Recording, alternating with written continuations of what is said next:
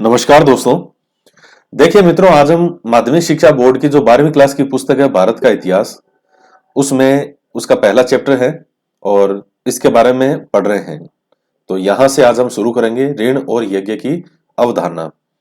इसके साथ ही आज आपसे एक बाल विकास और शिक्षा शास्त्र से संबंधित एक क्वेश्चन पूछते हैं। आपको उसका जवाब कमेंट करके बताना है। क्वेश्चन ये है कि बुलिमिया नर्वोसा बुलिमिया नर्वोसा ये विकार किस चीज से संबंधित है? मतलब अगर किसी को ये विकार हो, ये डिसऑर्डर हो, तो क्या होता है इसमें? तो बुलिमिया नर्वोसा ये किस चीज से संबंधित है, ये आपको कमेंट करके बताना है। और वीडियो को लाइक जरूर कीजिएगा, ज्यादा से ज्यादा शेयर भी करें। तो आगे पढ़ते हैं हम। नेक्स्ट आता है ऋण और यज्ञ की अवधारणा। तो ऋण और यज्ञ की अवधारणा क्या है? ऋण व यज्ञ की अवधारणा भी भारतीय संस्कृति और धर्म का महत्वपूर्ण भाग है। ऋग्वेद में लौकिक और पारलौकिक दोनों संदर्भ में मनुष्य के ऋणों की चर्चा की गई है। ये मंत्र इस भावना को दर्शाते हैं कि ओ ऋण यानी ऋण मुक्त हो जाने में ही सुख निहित है। ओ ऋण का मतलब क्या होता है? ऋण से मुक्त हो जाना। तो भारतीय ऋषियों ने तीन त्रिऋण जो है त्रि ऋण की व्यवस्था की है। यह है देव ऋण, ऋषि ऋण और पितर ऋण। ये तीन ही ऋण होते हैं। कई बार वो कैसे पूछेगा आपसे, बहुत पूछता है। जैसे मान लीजिए पिछले साल एग्जाम हुआ था, तो उसमें एक क्वेश्चन पूछा कि निम्नलिखित में से कौन सा ऋण नहीं है? उसने देव ऋण लिखा, ऋषि ऋण लिखा, पितर ऋण लिखा और एक ऑप्शन उसने लिख दिया मातर ऋण। और वो पूछ रहा है कौन सा नहीं है। अब वो कोई बच्चे को जिसको ध्यान नहीं हो तो वो तो माता के नाम से सोचेगा कि माता वाला ऋण ये तो कैंसिल हो ही नहीं सकता, माता जी तो है ही है। फिर वो या तो उड़ाएगा किसी देव को उड़ाएगा, या किसी ऋषि को उड़ाएगा, या फिर इनको उड़ाएगा पिताजी को। तो कौन सा ऋण नहीं है? तो मात्र ऋण नहीं होता। तो जो आपके सामने लिखे हुए फैक्ट हैं उनको ही ध्यान में रखें, क्योंकि ये चीजें आपके हिस्ट्री में भी है और फिलोसॉफी में भी है, दर्शन में भी आती है ये। तो इसमें तो लैंग्वेज का खेल है, उसने थोड़ी सी भाषा घुमाई और आपसे क्वेश्चन गलत करवा देगा वो।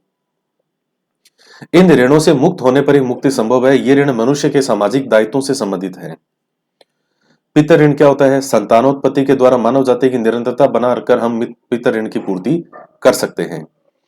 आप कोई कह सकते हैं कि साहब पितर ऋण से मुक्त आप कैसे होगे? तो पितर ऋण से मुक्त होने का अर्थ यह है संतान उत्पन्न करना। आपने संतान उत्पन्न कर दी, उसके बाद आप इस ऋण से मुक्त हो गए।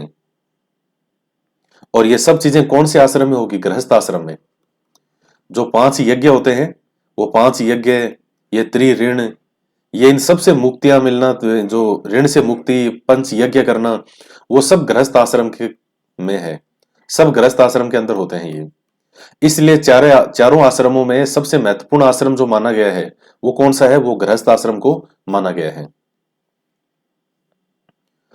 तो देखिए, हर चीज साइंटिफिक तरीके से होती थी। जो आपके सामने ये चीजें लिखी आ रही है, ये सब इनके पीछे कोई ना कोई लॉजिक जरूर था। अब जैसे पितर ऋण है, तो भाई की संतान उत्पन्न तो करना है, तो इसके लिए ये लॉजिक क्यों दिए हैं? भाई उस समय पहले का माहौल ऐसा था कि कोई भी व्यक्ति जो है वो सन्यास के मार्ग की तरफ मुड़ सकता था। और जब हर व्यक्ति इस तरफ सन्यास की तरफ जाएगा और कहेगा कि मुझे कोई विवाह नहीं करना, कोई संतान उत्पन्न नहीं करना, धीरे धीरे मनुष्यों की संख्या कम होती जाएगी। और उस समय इस मार्ग की ओर जाना बहुत आसान था। सन्यास मार्ग कोई उस समय ऐसा मुश्किल नहीं था।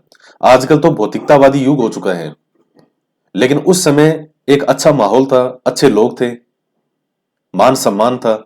तो व्यक्ति के लिए कोई मुश्किल काम नहीं था कि अपने घर को छोड़ करके और कहीं और जाना। इसलिए ये ऋण लगा दिया कि भाई साहब देखो, ये चीजें हमारे ग्रंथों में लिखी हुई है, जब तक इनसे मुक्त नहीं होगे तब तक तुम घर नहीं छोड़ सकते।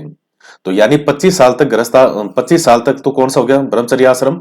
अब जो आगे 26 से 50 साल वाला टाइम है गृहस्थ आश्रम, उसमें यही काम अब क्या करना है? संतान उत्पन्न करो, तो आप इस ऋण से मुक्त हो जाओगे। मुख्य उद्देश्य क्या है? मानव जाति की निरंतरता बनी रहे। भाई मनुष्य ही मनुष्य को जन्म देगा, कोई और तो नहीं दे सकता। तो वो मानव जाति की निरंतरता बनी रहे, अक्षुण्णता बनी रहे। ये इसके पीछे लॉजिक होता था, इस ऋण के पीछे।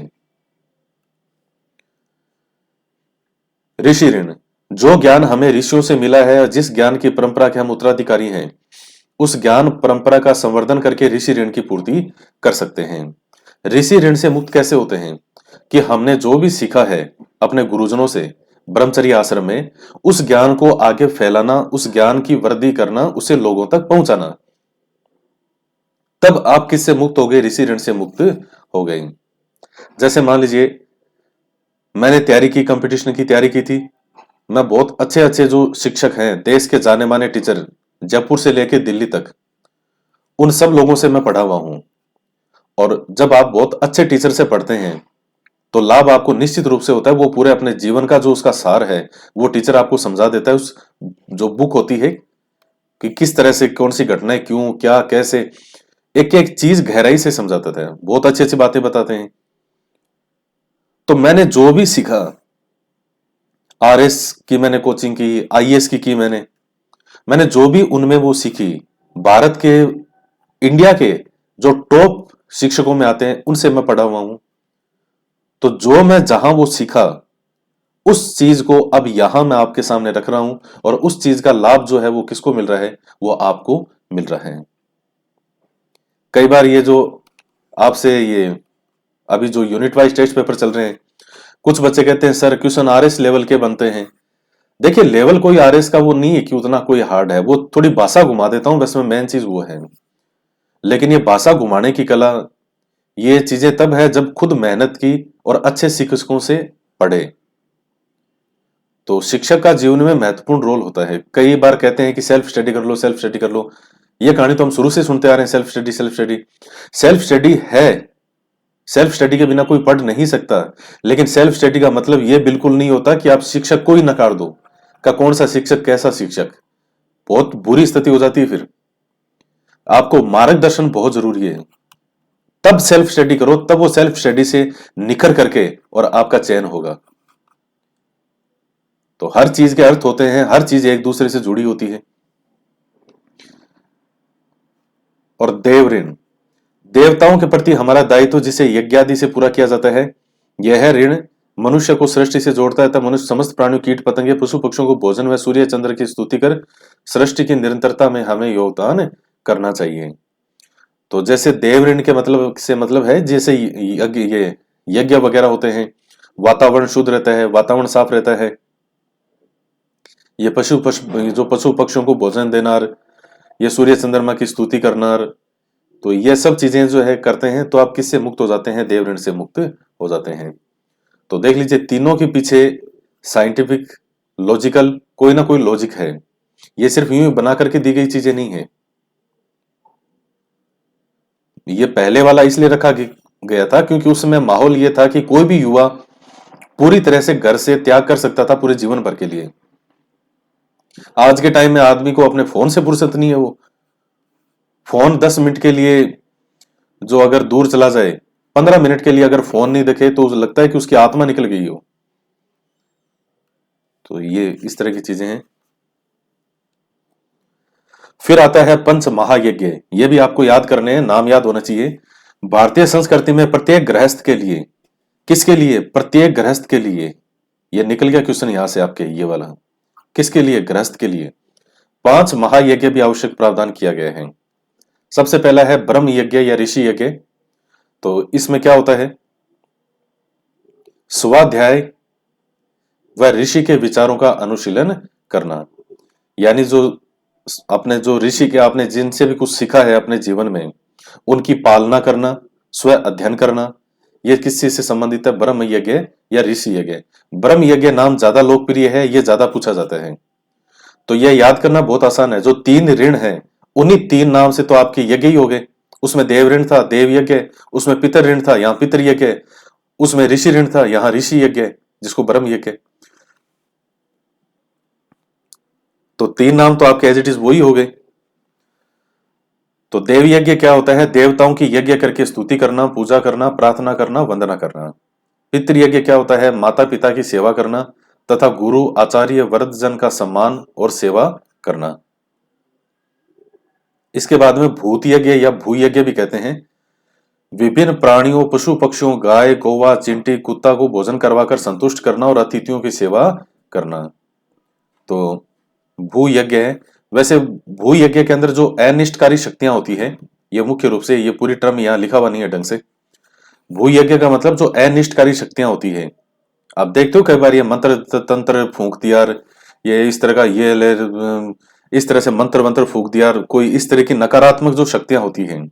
आप देखते हैं कि कई बार जो सर्किल होता है, मतलब जहां सड़कें एक दूसरे को इस तरह काटती हो, वहां पर चौराहे के बीच में कभी हांडी, उसमें राई, मिर्च, ये कुछ इस तरह की चीजें आपको दिखेगी।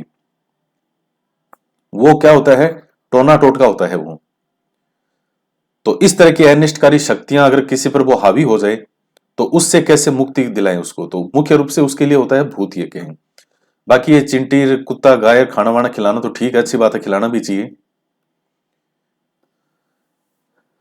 और नर यज्ञ है संपूर्ण मानव मात्र के कल्याण के लिए कार्य करना।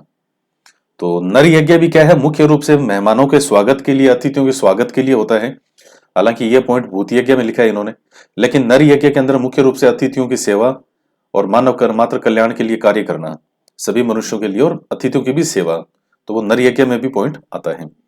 आपसे तो नाम पूछेगा कि कौन सा पंच यज्ञ नहीं है, तो इसमें से ध्यान में रखना, देव यज्ञ, पितृ यज्ञ और भूत यज्ञ, और एक वो दे देगा मातृ यज्ञ। तो एक बार जैसे मैं विद्यार्थी, ये मेरी दर्शन शास्त्र की क्लास हो रही थी, फिलोसॉफी की, आपका जो रीट क्या, जो सेकंड ग्रेड है एसएसटी, सेकंड ग्रेड एसएसटी में फिलोसॉफी का जो सब्जेक्ट है वो मैं ही पढ़ाता हूं। तो उसमें वहां क्लास में ये एक एक चीज समझाई थी कि इस तरह का ध्यान रखना, इस तरह से करना, इस तरह से दे देगा।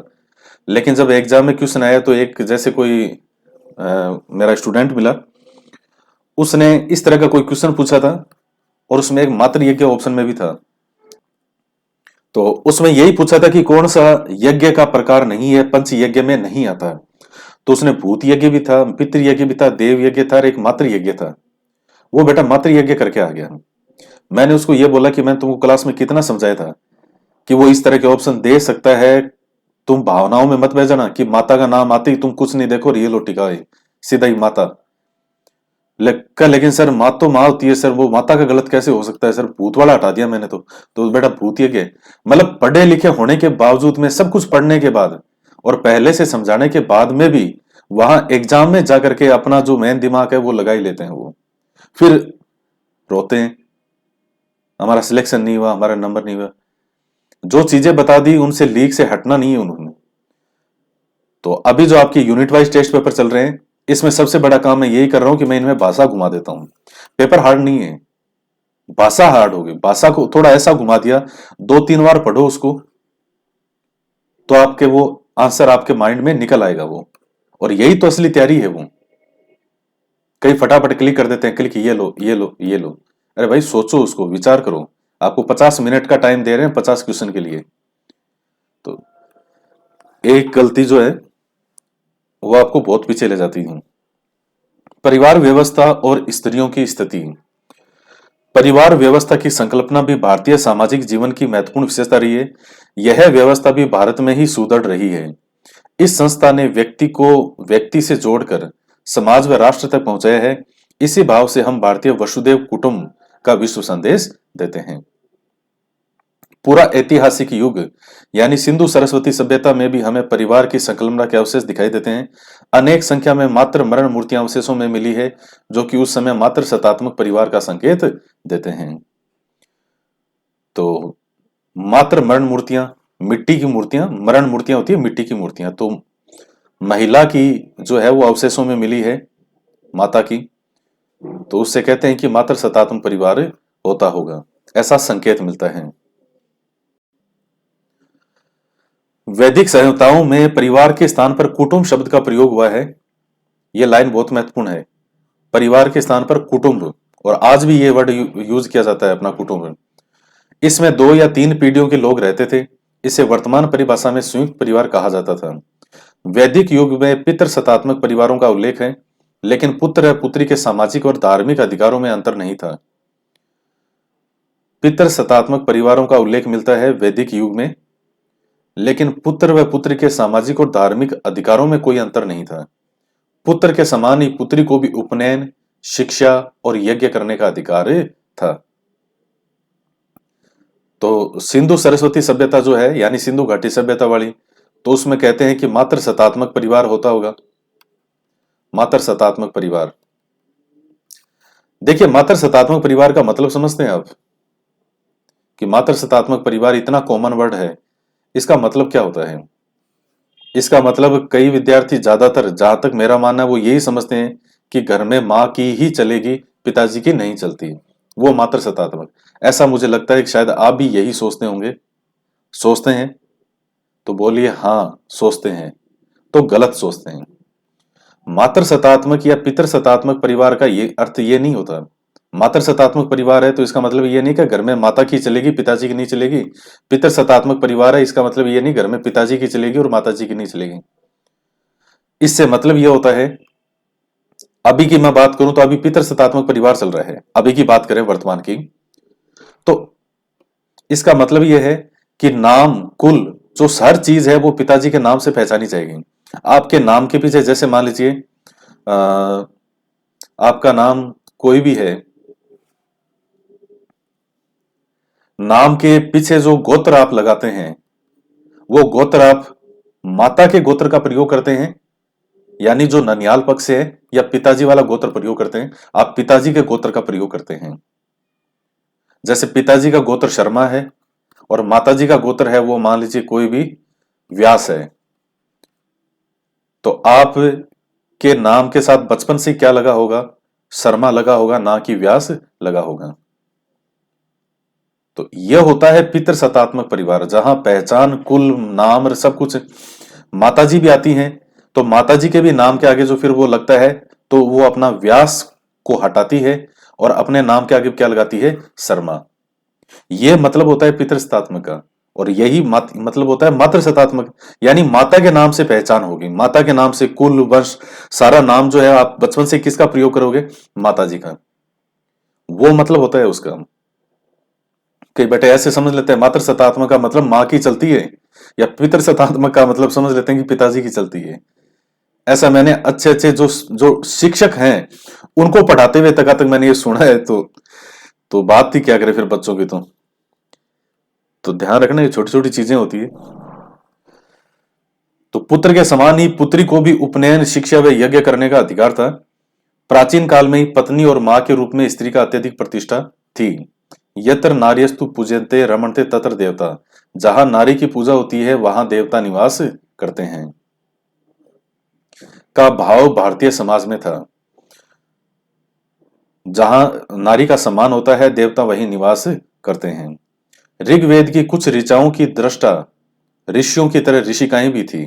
ऋचाओं से मतलब यहाँ मंत्र वगैरह से है। घोषा, अपाला, लोपामुद्रा, विश्ववारा तथा सिक्ता, निवावरी जैसी विदुषी महिलाओं के नाम मिलते हैं, जो याज्ञिक अनुष्ठानों का संपादन करती थीं।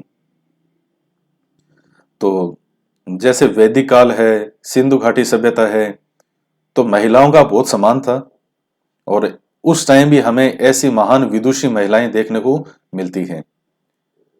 तो महिलाओं की स्थिति बहुत अच्छी थी उस समय। भारतीय कुटुंब का स्वरूप पति पत्नी, माता पिता, बच्चों के संबंधों पर आधारित था। पुरुष व स्त्री के संबंधों का मूल आधार विवाह संस्था थी। यही संस्था परिवार की आधारशिला थी। विवाह एक प्रकार से गृहस्थाश्रम का प्रवेश द्वार रहा है, जो कि एक विधि सम्मत धार्मिक और सामाजिक संस्कार है। ये विवाह के माध्यम से व्यक्ति गृहस्थाश्रम में प्रवेश कर पितृ, देव, ऋषि ऋण चुकाकर धर्म संचय कर अर्थ का उपार्जन करता है। हमारे धर्मशास्त्रों में विवाह के 8 प्रकार का उल्लेख है: ब्रह्म, देव, आर्य, प्रजाते, असुर, गंधर्व, राक्षस और पैशाच। तो इनमें प्रथम 4 को भारतीय समाज में प्रतिष्ठा प्राप्त थी, यानी ब्रह्म, देव, आर्य और प्रजापत। तो ये है। अब बाकी सब अलग अलग हैं। किसी में जो लड़की है उसकी बिना इच्छा के उसको उठा लिया उससे शादी कर ली। वो फिर ये बाकी जो असुर में इनमें गंधर्व विवाह एक तरह का प्रेम विवाह होता था। तो ये ब्रह्म विवाह देव, आर्य और प्रजापति है। तो विवाह तो देखिए वही होता है जहां पिता सभी लोगों के बीच में अपनी पुत्री को सौंपता है, किसको, जिससे शादी होती है उसे। तो इसीलिए हम कहते हैं ये एक धार्मिक और एक सामाजिक संस्कार है, और उसी के साथ में उसका गृहस्थ आश्रम में प्रवेश है। तो कई बार आप देखते हैं कि कई जोड़े जो हैं एक दूसरे को पसंद कर लेते हैं, तो वो घर वाले नहीं मानते तो घर से भाग जाते हैं वो। तो जो घर से भाग के शादी करते हैं, क्या फिर उनकी प्रतिष्ठा कभी रहती है समाज में? विवाह वही होता है जहां जिसमें सभी जो हैं वो हैप्पी रहें, सभी खुश हों। अच्छा विवाह होना चाहिए, अच्छा रिश्ता होना चाहिए। धार्मिक जीवन की उपलब्धियां, सांस्कृतिक विशेषताओं और समृद्धि के कारण ही भारत को विश्व गुरु का दर्जा प्राप्त था। वैदिक कालीन सभी देवी देवता प्राकृतिक शक्तियों से संबंधित गुणवाचक नाम थे। इनकी संख्या बहुत थी। इन्हें 3 वर्गों में बांटा गया है। सबसे पहला है स्वर्गवासी देवता यानी आकाशवासी। ध्योस, वरुण, सूर्य, सावित्री, अदिति, उषा, मित्र, विष्णु, अश्विन, मित्र। और फिर पार्थिव देवता यानी पृथ्वीवासी। पृथ्वी, अग्नि, सोम, बृहस्पति, सरस्वती। वायुमंडलीय देवता अंतरिक्षवासी। वरुण, वात, इंद्र, रुद्र, पर्जन्य और मारुत। तो ये आप याद रखना चाहिए, रख सकते हैं। बाकी कोई इस पॉइंट में से कोई एग्जाम में ऐसा कुछ पूछता नहीं है। प्रार्थना, स्तुति व यज्ञ के माध्यम से देवताओं की अर्चना की जाती थी। प्रकृति की बहुदेवीय शक्तियों की उपासना के होते हुए भी ईश्वर की परम एकता पर बल दिया गया है। उसी ईश्वरीय शक्ति ने सृष्टि का निर्माण किया है और लोग उसे भिन्न रूपों में पूजते हैं। ऋग्वेद में कहा गया है, एकम सतम विप्रा बहुधा वदंती। सत्य ईश्वर एक ही है, ऋषियों ने उसका अलग अलग रूपों में वर्णन किया है। उपनिषदों में उसे परम ब्रह्म की संज्ञा दी गई है। आत्मा उसी परम ब्रह्म का अंश है। ब्रह्म व आत्मा एक ही है। ये देखिए, ब्रह्म और आत्मा वाली जो बात है वो उपनिषदों में कही गई है, क्योंकि उपनिषद जो है, उपनिषदों में आपको कहीं भी कर्म कांड नहीं मिलेंगे, यानी यज्ञ वगैरह करना और हवन, ये पितरों को खिलाना, ये चीजें आपको कहीं भी, या इतनी गाय उसको दान कर दो तो तुम्हें स्वर्ग मिल जाएगा, ये चीजें उपनिषदों में कहीं भी नहीं है। उपनिषदों में केवल ज्ञान कांड कहा जाता है। उपनिषदों का ही दूसरा नाम ज्ञान कांड है। तो उपनिषदों में 2 ही चीज की बात की गई है, आत्मा और ब्रह्म। आत्मा से मतलब जो शरीर जिसमें आत्मा होती है, तो मनुष्य, तो वो आत्मा, उसकी आत्मा। और ब्रह्म से मतलब वो सर्वोच्च निराकार निरपेक्ष वो सत्ता जिसे हम ब्रह्म कहते हैं। और ये दोनों है क्या? दोनों एक ही हैं।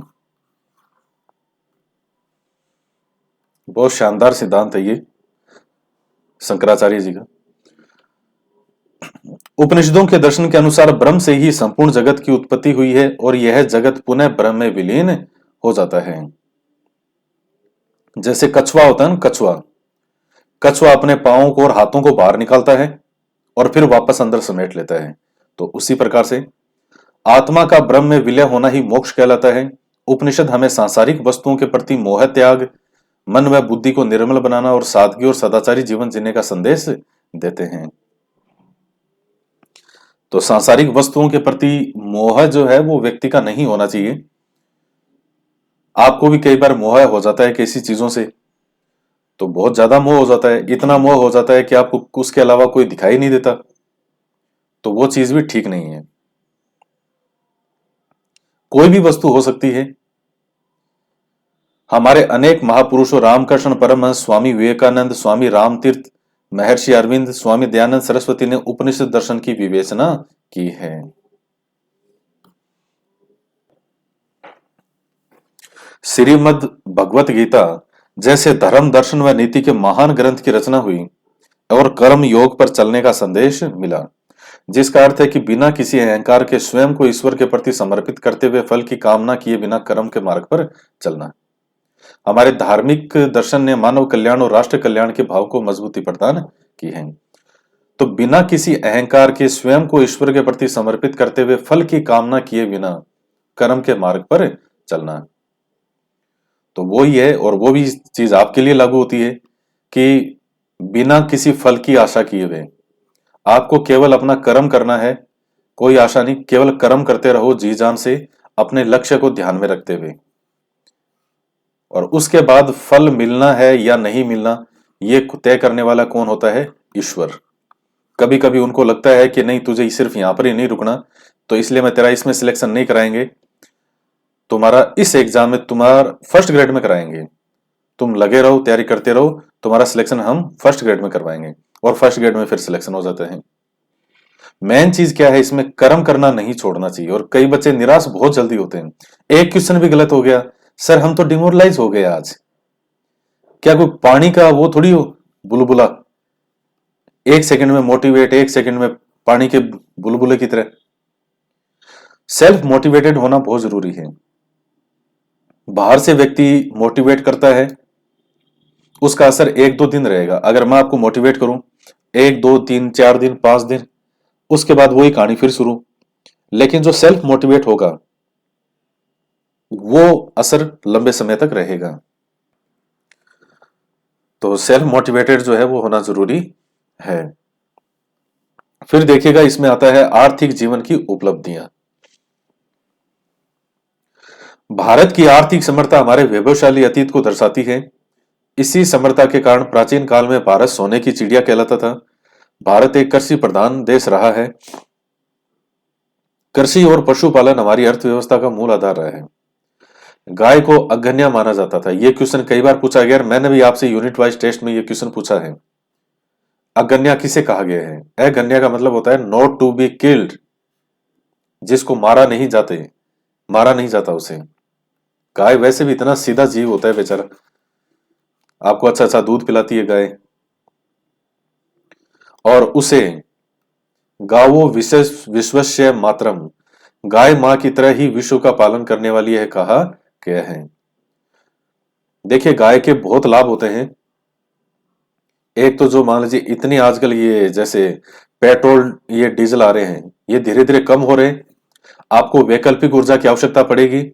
उसके अंदर गाय का जो गोबर है उससे मीथेन गैस तो बनती है, वो तो आप देखते ही आपने वो, अगर कोई किसी के पास खेत हो तो आप देख लेना, अगर किसी के पास गाय भैंसे वगैरह है तो वो मीथेन गैस के कुएं टाइप वो बना लेते हैं वो, और घर में उनको गैस सिलेंडर की आवश्यकता नहीं है। तो धीरे धीरे विकल्प के रूप में प्रयोग किया जा सकता है। देखिए, हमारे पास चारों तरफ चीजें उपलब्ध है, लेकिन उसका सही रूप में प्रयोग नहीं है। मैंने आपको कुछ समय पहले ऊंट का उदाहरण दिया था।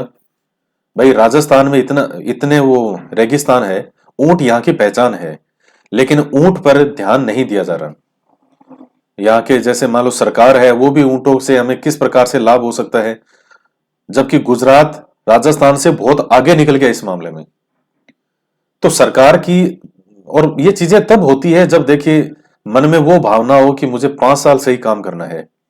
जब भावना ये हो जाती है कि मुझे लोगों को संतुष्ट करते रहना है, बस लोग कोई विरोध नहीं करें, और लोग भी कोई नहीं है कम, लोग भी वैसे ही हैं। आपने, मैं कई बार ये चीजें गौर से देखता हूं, नोटिस करता हूं, आपने किसी भी नेता को, पॉलिटिशियन को कभी अपनी फैमिली के साथ कहीं बार घूमते हुए देखा है कि साहब नेताजी अपनी बीवी और अपने बच्चों के साथ में 4 दिनों के लिए गोवा घूमने के लिए आए हैं? कभी सुना है कि ये गुजरात घूमने के लिए गए हैं? कभी सुना है? नहीं सुना। एक दो बार कोई बेचारे चले गए अपने फैमिली के साथ में, लोगों ने ऐसी तैसी करके छोड़ दी उनकी, यहाँ देश में ये हो रहा है और वो हो रहा है। अब समस्याएं तो देखिए कंटिन्यू रही, पूरे साल भर समस्या रहती है। 24 घंटा कोई भी ऐसा दिन नहीं है जिस दिन कहीं देश में कोई समस्या ना हो। लेकिन चूंकि अब वो, तो उसको भी वो नाटक करना पड़ता है, उस लीडर को, वो जो नेता है उसको भी नाटक करना पड़ता है दिखाने के लिए सबको। भाई, अपना परिवार है, आदमी परिवार के साथ जाएगा कहीं, क्यों नहीं जाए? साल में एक बार तो जाए कम से कम बार कहीं। लेकिन वो आपने देख लेना, आपने कभी किसी नेता को नहीं देखा होगा, बहुत कम, रेयर से रेयर होते हैं। क्योंकि जनता खुद मूर्ख बन के खुश है, और वो चाहती भी है कि तुम हमें मूर्ख बनाओ, और फिर खुद अपनी मूर्खता पर तालियां भी बजाती है कि वाह भाई वाह, वाह भाई वाह। तो जनता भी ऐसी है, जनता कोई कम नहीं है। कितने ईमानदार आदमी को जनता वोट देती है, ईमानदार होता है उस पर तो हंसती है, और जो खतरनाक बदमाश टाइप नेता होगा उसको जा जाके वोट देगी। तो आगे पढ़ते हैं। ऋग्वेद में जुताई, बुआई, फसल की कटाई, बैल द्वारा हल खींचना, खाद्यान्नों के उत्पादन का उल्लेख है। कुल्याओं, नहरों का भी उल्लेख है। यह वर्ड आपसे पूछ सकता है कि कुल्या वर्ड किससे संबंधित है। जैसे गन्या गाय को कहा गया है, तो कुल्याएं किसको कहा गया है? नहरों को। उनसे उस समय की उन्नत कृषि व्यवस्था का संकेत मिलता है। आज के हजारों वर्ष पूर्व लकड़ी, चमड़ी व पत्थर के उद्योगों का भी उल्लेख मिलता है। उस समय लकड़ी का व्यापार भी काफी उन्नत था। एक प्रसंग में इंद्र की प्रतिमा का मूल्य 10 गायें बताए गए हैं। ऋग्वेद में 100 पतवार वाली नाव का उल्लेख है। 100 पतवार वाली नाव। तैत्तिरीय उपनिषद में अधिक अन्न उपजाने का संदेश दिया गया है। उत्तर वैदिक काल में कृषि की नई तकनीकी का विकास हुआ। हल में 2, 4, 6 व 12 बैलों के जूते होने का उल्लेख है। देखिए, उत्तर वैदिक काल तक आते आते जो है वो लोहे की खोज हो चुकी थी। लोहा जो है वो हमने खोज लिया था। तो अब जो हल बनेंगे वो उसका फाल किसका बना होगा? लोहे का। तो लोहे से तो अच्छी कृषि होगी। आज भी लोहे से हो रही है। तो उस समय भी इतने इतने बैल जो हैं वो जो है जोत के और खेती होती थी। गोबर को खाद के रूप में प्रयोग में लेने का भी उल्लेख है। इस समय व्यवसायिक संघों का अस्तित्व भी शुरू हो गया है। श्रेष्ठी, गण व गणपति शब्द का प्रयोग इसी संदर्भ में हुआ है। महाकाव्य काल में 2 प्रकार की उपज का उल्लेख है। वनेय, जो अपने आप पैदा होती थी। कृष्ट, जो कृषि कार्य व परिश्रम करके उत्पन्न की जाती थी, जैसे गोधूम यानी गेहूं, यव यानी जौ, ब्रीही मान चावल, माल यानी उड़द, चणक माने चना और तिल। ये आपके लिए महत्वपूर्ण पॉइंट है, ये ध्यान में रखिएगा। ये आपसे ट्रम पूछ सकता है कि क्या है ये। वने जो अपने आप पैदा होती थी। देखिए, खेतों में आप भी देखते हैं कि कई बार कुछ चीजें अपने आप ही उगती है, और दूसरी है जो कि उगाई जाती है। तो ये आपसे पूछ सकता है कि गोधूम किसके लिए प्रयोग होता था, गेहूं। यव किसके लिए प्रयोग होता था, ये पूछा हुआ भी है। जौ के लिए, ब्रीही चावल के लिए, माल उड़द के लिए, चणक चना, तिल। कर के रूप में उपज का 1/6 से 1/10 तक देना होता था। पशु विशेषज्ञों के उल्लेख से इस समय पशुपालन तकनीकी में भी विकास के संकेत मिलते हैं। महाभारत में समुद्री यात्राओं का भी उल्लेख मिलता है। देशी और अंतर्देशीय दोनों प्रकार का व्यापार होता था। अब देख लीजिए कितना विकसित थे वो। तो मेरा मन तो कभी कभी करता है कि मैं वापस उसी जमाने में चला जाऊं। उसी अब होंगे कहीं ना कहीं मनुष्य रूप में जन्म लिया होगा, या फिर कहीं ऊंट बन गए होंगे किसी जन्म में। तो कुछ तो बने ही होंगे। मनुष्य का जन्म तो होता है, ये तो सनातन सत्य है, चाहे इस चीज को कोई स्वीकार करे या नहीं करे। व्यक्ति का जन्म होता है, बार बार जन्म होता है, और जो जन्म में वो कौन सा उसको मिलता है रूप, वो उसके डिसाइड करते हैं कर्म। कर्मों के आधार पर जो है उसका जीवन होता है। तो ये चीजें हैं, और अच्छे कर्म करते रहिए। खुद जानबूझ के चला करके कभी किसी का दिल ना दुखाएं, कभी हिंसा नहीं करें। भाई, हिंसा का मतलब अब ये नहीं है कोई आपके आकर एक लगा दे कान के, फिर आपको नहीं नहीं। भैया, जब कान के अगला लगा ही रहा है तो फिर तुमको कोई नहीं रोक रहा है फिर। तो लेकिन जानबूझ के इस तरह हरकतें करना या नहीं करनी चाहिए। आदमी को इन चीजों को नजरअंदाज करना चाहिए। चीजों को उस हद तक इग्नोर करना चाहिए जिस हद तक इग्नोर की जा सकती है। तो बहुत सी चीजें होती है लाइफ में। चलो, आज के वीडियो में इतना ही। बाकी जो आगे है हम यहां से पढ़ेंगे, और इस एक चैप्टर के अंदर आपके लिए बहुत कुछ भरा हुआ है। ये बहुत बड़ा चैप्टर है। तो आज के वीडियो में इतना ही। तो मिलते हैं नेक्स्ट वीडियो में। जय हिंद, जय भारत।